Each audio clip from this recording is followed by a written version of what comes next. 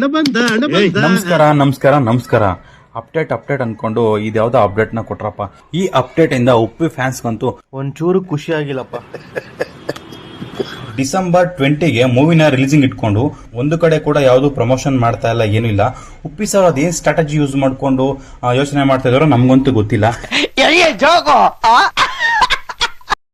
ಆದ್ರೆ ಈ ಮೂವಿಗೆ ಮಾತ್ರ ತುಂಬಾ ಹೈಪ್ ಇದೆ.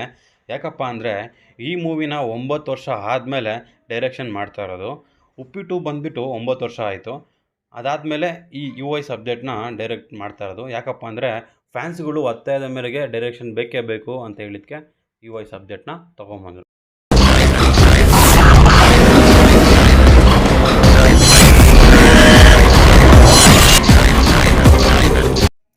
ಉಪ್ಪಿ ಸರ್ ಡೈರೆಕ್ಷನ್ ಮಾಡ್ತಿರೋ ಮೂವಿಗಳು ಡಿಫ್ರೆಂಟಾಗಿ ಇದ್ದೇ ಇರುತ್ತೆ. ಯಾಕಪ್ಪ ಅಂದರೆ ಅವ್ರು ಪ್ರೀವಿಯಸ್ ತೆಗೆದಿರುವಂತಹ ಮೂವಿಗಳು ಕೂಡ ಒಂದೊಂದಕ್ಕಿಂತ ಒಂದೊಂದು ಡಿಫ್ರೆಂಟ್ ಆಗಿದೆ. ಸ್ಟೋರಿ ಆಗಲಿ, ಸ್ಕ್ರೀನ್ ಪ್ಲೇ ಆಗಲಿ, ಮತ್ತು ಆ ಮೂವಿನಲ್ಲಿರುವಂತಹ ಮೆಸೇಜ್ ಕೂಡ ಡಿಫ್ರೆಂಟಾಗೇ ಇರುತ್ತೆ. ಏನೋ ಒಂದು ಒಳ್ಳೆ ರೀತಿಯಾಗಿ ಅಂತ ಮಾಡಿರ್ತಾರೆ. ಒಂದು ಉದ್ದೇಶ ಅಂತೂ ಇದ್ದೇ ಇರುತ್ತೆ.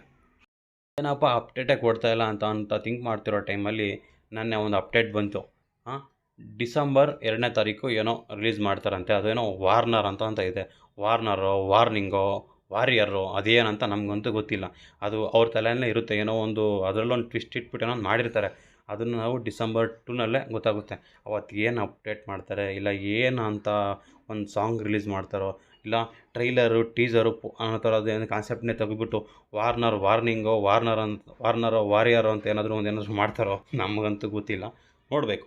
ಡಿಸೆಂಬರ್ 2 ಮಾತ್ರ ವೆಯ್ಟ್ ಮಾಡ್ತಾ ಇದ್ದೀವಿ ಅಷ್ಟೇ.